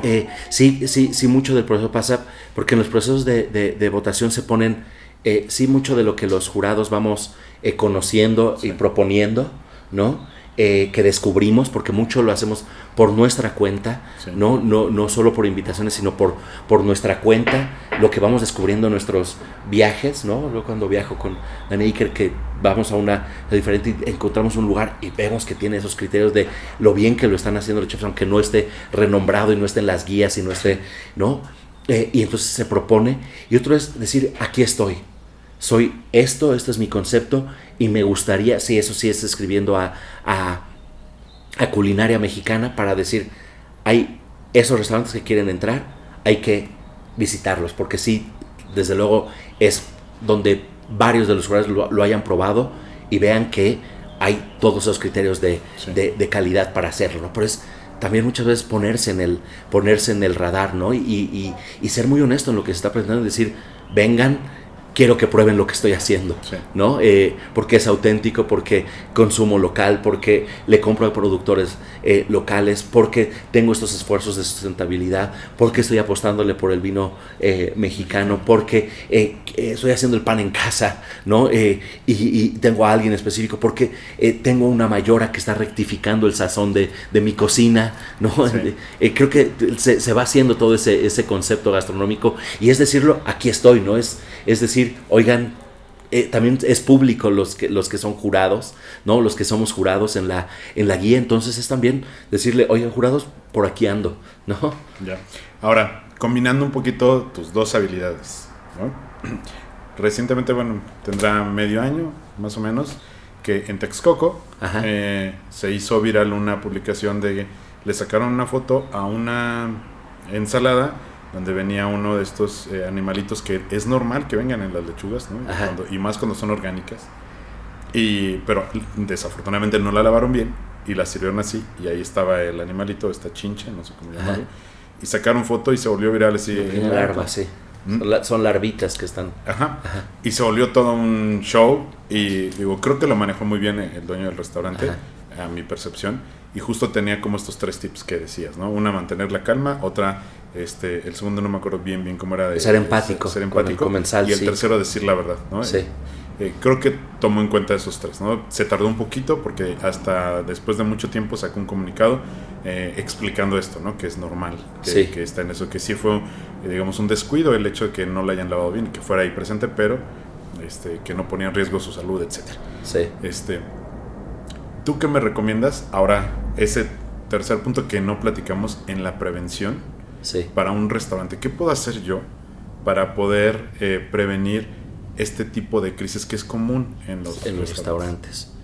Sí, creo que y en esto también es mucho tener humildad y es sí revisar muy bien tus procesos, ¿no? Y revisar muy bien tus procesos de higiene, sobre todo, porque claro, si se intoxica, alguien puede acabar con la reputación de tu restaurante si hay un producto mal hecho, y creo que eso es parte de lo que hacen muy bien los chefs, ¿no? O sea, están todo el tiempo a cargo de sus restaurantes y vigilando los procesos en sus restaurantes, o tienen una mayora o tienen al subchef que está pendiente de todos estos procesos, independientemente de lo rico o no que esté su lugar, ¿no? El conocer a los proveedores, el dar esa trazabilidad de saber de dónde viene el producto que estás usando. Creo que cuando cuidas eso y cuidas muy bien tu cocina y a tu personal, sobre todo, otra vez, ser empático. Cuando hay diferentes trabajos y diferentes puestos y diferentes salarios en la gastronomía. Cuando tú cuidas y haces sentir a tu colaborador como parte de tu proyecto, siempre vas a tener a un colaborador fiel, leal. Sí, y contento, ¿no? Porque lo haces parte de, ¿no? Parte de ese mismo. Y muchos chefs lo hacen todo el tiempo, ¿no?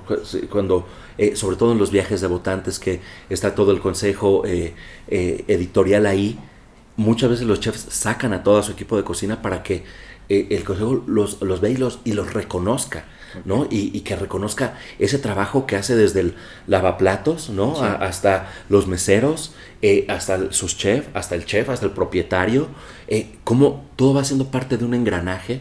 Otra vez, pensar en colectivo, ¿no? Pensar en que no es solo el chef el que está brillando, ¿no? Sino que es todo ese equipo de trabajo el que está ahí y que se les reconozca constantemente. Creo que eso es bien valioso y eso te ayuda a prevenir la mayor parte de las crisis, ¿no?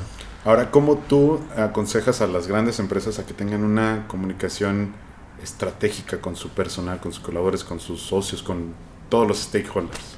Yo creo que ahí sí tiene que ver que le den relevancia a su departamento de comunicación institucional, a entender que no solamente es marketing, que también es bien importante, sí, pero que no vaya peleado la parte que hace marketing, que va mucho más enfocada a la parte de ventas y a la awareness y hacia dar a conocer, sino también a la parte de la comunicación institucional o reputacional, y sí tener buenos consultores que puedan ayudarte a hacer una estrategia. O sea, creo que la base, otra vez, así como decíamos, de anticipar, hay muchas empresas que todavía no tienen protocolos de cómo actuar en una crisis porque creen que nunca les va a pasar. Sí. Entonces yo creo que cuando te anticipas y tienes un protocolo de crisis y estás consciente de tu protocolo y saber, muchas de las crisis que me ha tocado atender en universidades, por ejemplo, ha tenido que ver con que están los dueños creyendo que ellos son los que tienen todo el control y de repente no le avisan al policía porque dicen el policía de la entrada es el último que da del eslabón, y no lo cometen, y la crisis se genera porque justo el policía se pone punk y no deja entrar a los reporteros y no deja entrar a la gente, bloquean información, se hacen oscuro, y ahí empieza a detener porque empiezan las suspicas de qué están ocultando, porque no quieren que entremos, ¿no? Entonces hay que entender que todos en la organización tienen el mismo valor, y sobre todo en temas de reputación todos tienen que sentirse parte de. Y ahora haciendo un ejemplo de un changarro, ¿no? Hablando de restaurantes, ¿yo cómo debo de comunicar? ¿O cómo puedo hacer una comunicación estratégica? Hablando de un nivel empresarial, una compañía grande, ¿cómo yo lo puedo llevar o aterrizarlo a un negocio pequeño? Porque creo que es el 96% de sí, empresas que son pequeñas y medianas, ¿no? Uh-huh. Entonces, ¿cómo lo podemos traducir? O sea, porque el grueso de la población no tenemos el dinero, el capital, sí, para contratar, ¿no? Ajá. Pero al menos que podamos darle herramientas aquí a nuestra audiencia, que diga, bueno, yo tengo un restaurante y no sé cómo comunicarle a mi gente. Yo creo que más que una estrategia de comunicación, creo que es saber qué quieres comunicar a cada parte de tu negocio, ¿no? Así sea un changarro, qué quieres que sea lo que haga el mesero y cómo lo involucras para que sea parte de qué quieres que haga la balosa, qué quieres que haga la cocinera o el cocinero, qué quieres que haga eso y cómo les vas a hablar y qué mensaje le vas a dar a cada uno cuando es parte de un todo. Y entonces cuando los integras a un proyecto y tienes una comunicación abierta con ellos y sabiendo que no son tus empleados, sino que son parte de algo con el que todos pueden ganar, ¿no? Porque si hay meseros con eso, tú sabes que cuando hay un buen mesero, le compras absolutamente todo. Sí, claro. Y eso repercute al dueño, y repercute al chef, y repercute, ¿no? Porque además ese mesero va a ser el que le va a decir, pues te gustó tanto, pues le voy a hablar al chef para que venga a platicarte él, sí. ¿no? Y además, mira, yo lo acompañé con un vino, y cuando logras hacer que todos estén involucrados y que los hagas parte de, y sí, que tengan ciertos estímulos, ¿no? Que no todo tiene que ser, otra vez, lo de Benjamin Franklin, no tiene que ser estímulo monetario, sino que tiene que ser estímulo de capacitación. Si los involucras, esto que tú haces muy bien de catas, que organizas catas, pero si esas catas se las das y que sean tus meseros los que las reciben y lo estás capacitando y lo haces sentir parte de que ya, luego también puede ser un sommelier y alguien que recomiende vinos y con qué maridarlo, lo involucras en otros aspectos que te van enriqueciendo. Y sí tienes que tener esa parte de estímulo. O sea, ¿por qué nos asociamos con alguien? ¿Por qué nos hacemos alianza con alguien? Porque nos conviene. Y cómo te conviene de muchas maneras. Cuando aprendes algo, cuando pruebas absolutamente también todos los platillos que das a tus comensales, cuando encuentras estas otras formas de seguir creciendo desde tu ámbito, que no forzosamente tiene que ser el económico, aunque también, porque eso también se va a ver, claro. un buen mesero te va a hacer que tu negocio siga creciendo más, un cocinero va a hacer que tu negocio siga creciendo más. Cuando los logras involucrar y que eso se refleje en sus bonos económicos o aguinaldos o lo que sea, creo que tienes un gran camino andado y eso tiene que ser parte de cómo entiendes tú el engranaje, aunque sea tu negocio, aunque seas tú el dueño, ¿no? Excelente, mil gracias por este tip. Ahora, ya para ir cerrando la entrevista, tengo una pregunta que yo sé, obviamente la comida, y ya lo dijimos, te encanta, eres un buen crítico, aparte tienes una forma de redactar padrísima. Yo tengo un jefe, Ajá. Octavio, saludos, que cada vez que platicaba con él, este jefe te decía, no mames, probé el fin de semana unas picaditas, ¿no? Sí. Pero te la describía de una forma que decías, no mames, empezabas a salivar, ¿no? Te decía, sí. Una picadita, parecía perfecta, las salsitas se las ponías, no, y después le ponías el queso. Te la describía así tan padrísimo que decías, yo quiero ir a ese lugar, ¿no? Tú tienes esa habilidad al hacerlo en un artículo, ¿no? Vas describiendo el lugar desde cómo está la decoración, cómo está la iluminación, y describes toda esta parte, y me queda muy claro que eres muy bueno. Pero además de eso, tienes otros gustos muy como exquisitos, por decirlo de alguna forma. Te encanta el whisky, te encanta el puro, te encantan las pipas. ¿De dónde surgió ese gusto o ese...? ¿Sabes qué? Creo que de los sabores. O sea, de entender los sabores puros. De regresar a ese placer del sabor tal y como viene. O sea, así porque me sigo emocionando. Tal vez una de las mejores ensaladas que he probado, de los platillos que más conmemoro en mi vida, es uno de Alfredo Villanueva en Villa Torel, en Ensenada, y era una cosa sencillísima. Era jitomate con un poco de sal, aceite de olivo y limón que habían sacado de ahí mismo, unos tomates y no tenía absolutamente nada más. Y la sigo recordando esa ensalada porque era un muy buen aceite de olivo, era muy rica la sal, era muy rica la ralladura de limón que le echó, y era muy rico el producto como tal. Y creo que eso, sí, claro, también hay combinaciones extraordinarias como las que hace, por ejemplo, otro muy buen amigo, Irving Cano, en su Juanax, que hace una yuxtaposición de sabores impresionante y combina kimchis con salsas, con tatemados, con ahumados, y lo combina todo y sabe también espectacular, ¿no? Como tantos chefs. Creo que el volver a esos sabores, el puro que no sea cigarro, que está con un montón de químicos, sino que sea el sabor puro del tabaco, Sí. que sea el sabor puro del mezcal o el sabor puro del whisky sin combinaciones, sin tenerlo que disfrazar, sin tenerlo que...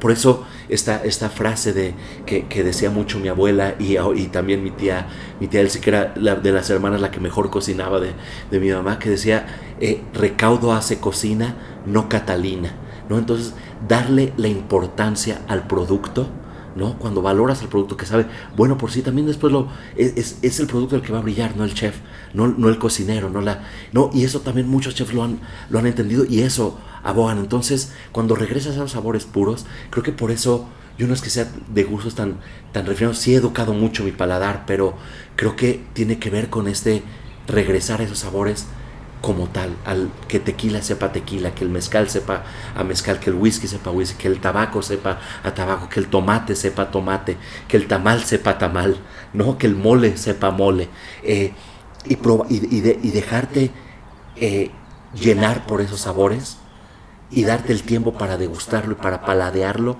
Hace mucho tiempo que ya no paladeamos, comemos rápido, estamos en esta vida rápida. Cuando nos damos el tiempo de paladear esta conversación, de tener tiempo en un podcast, que lo que idealmente te dicen, un podcast tiene que ser de 15 o 20 minutos porque si no, no te escuchan más, que nos demos el tiempo de 1 hora y media para degustar la conversación y saltar de los diferentes temas y que se pueda extender la conversación.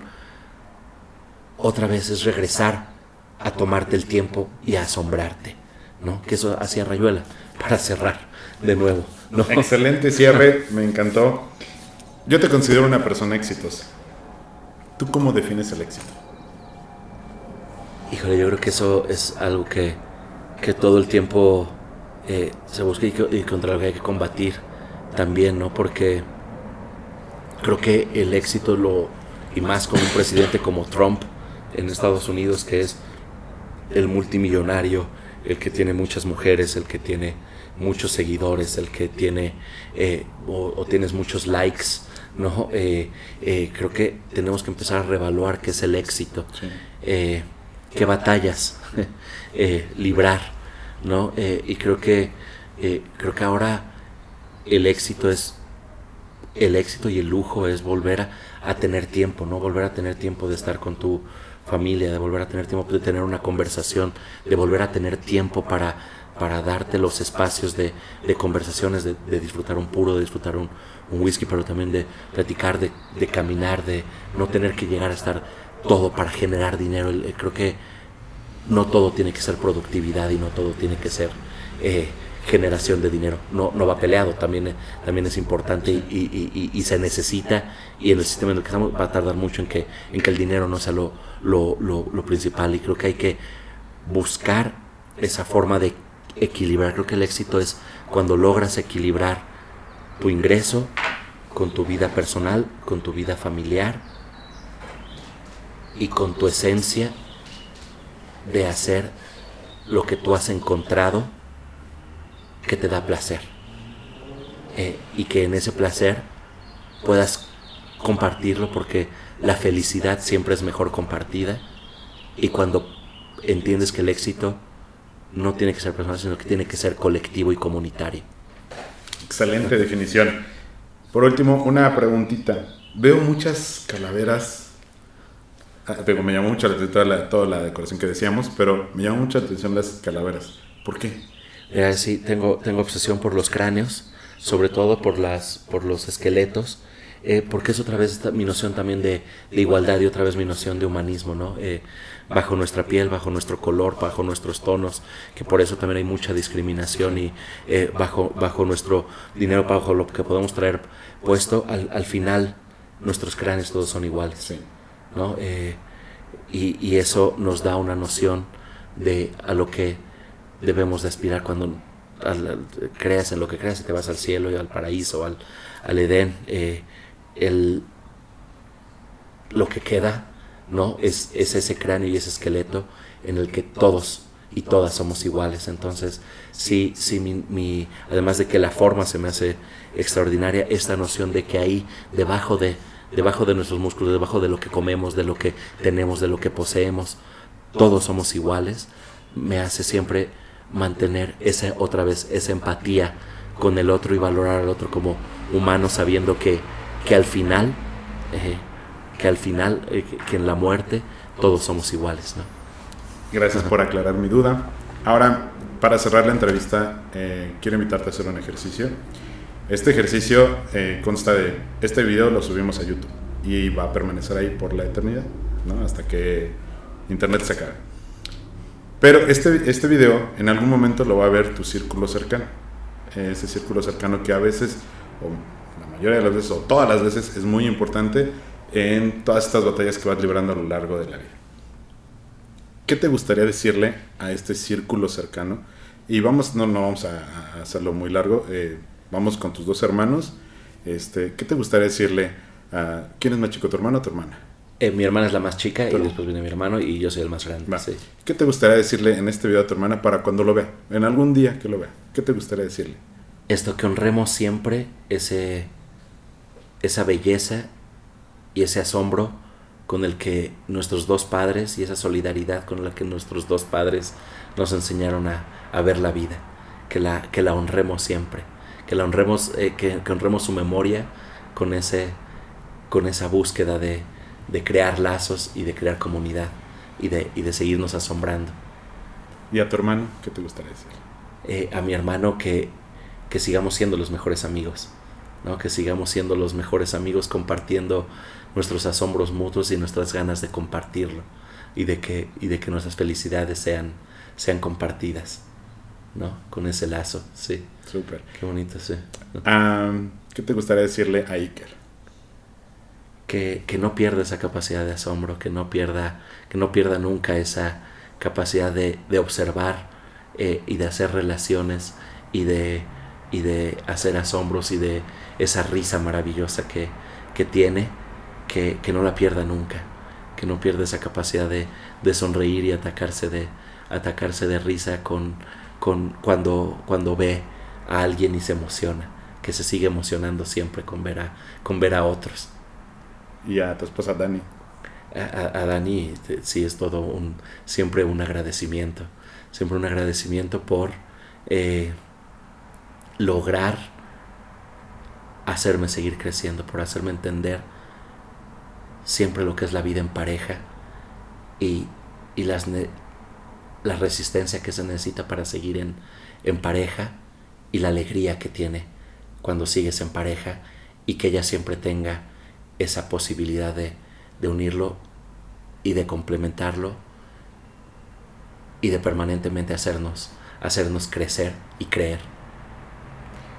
Suponiendo que tu padre está vivo, ¿qué te hubiera gustado decirle ahorita? Que al final sí tuve esa parte de periodismo que a él le hubiera encantado ser. A mi padre siempre le hubiera gustado ser periodista y yo creo que la parte de periodismo que hago, de periodismo gastronómico que hago, lo hago justamente honrando su memoria y que ahora lo estoy haciendo y me gustaría decirle que todo ese amor por la comida y esa pasión por la comida que nos heredó, ahora me hace expandirlo a mi familia. Si tu madre estuviera aquí, ¿qué te gustaría decirle? Creo que a mi madre le dije mucho. Todavía antes de que se fuera tuve la fortuna de vivirla hasta en su muerte. Y me gustaría decirle que seguimos disfrutando y que la recuerdo a cada minuto y que su nieto la recuerda a cada minuto también. Qué bonito. Pues con esto cerramos la entrevista, Amílcar. Un gustazo platicar contigo. Podría echarme otras 2 horas aquí platicando con otros 3 mezcales más. Ahorita te echas otro, ahorita también a los chicos ya se secaron. Sí. Mil gracias por abrir las puertas de tu casa. La verdad es que la experiencia de movernos a otro lugar que no sea en la sede de la Quinta Abadía, que es nuestro patrocinador oficial, que es muy cómodo, la verdad, estar ahí. El salir a otros lados ha sido muy gratificante, pero hasta ahora nadie nos había abierto las puertas de su casa y agradezco muchísimo este detalle y la verdad es que lo disfruté muchísimo. Yo lo disfruté más, de verdad que qué gran forma de entrevistar, qué compromiso, y eso que eso también hace falta, te lo reconozco, Beto. Qué gran batalla haces, o sea, qué bonito este proyecto, de dónde surge y cómo lo compartes, y sobre todo cómo te comprometes y te involucras para hacer las preguntas que hiciste, para investigar como investigaste, y para llevar esta conversación por momentos bien duros de crisis, ¿no? Y momentos bien bonitos de amor, y de filiación, y de hacer esta conexión. Te agradezco mucho esta conexión, y que la fomentes a través de la plática y de la inspiración. Gracias, de verdad te estoy muy agradecido por esta conversación. Muchas gracias. Salud. Salud. Salud.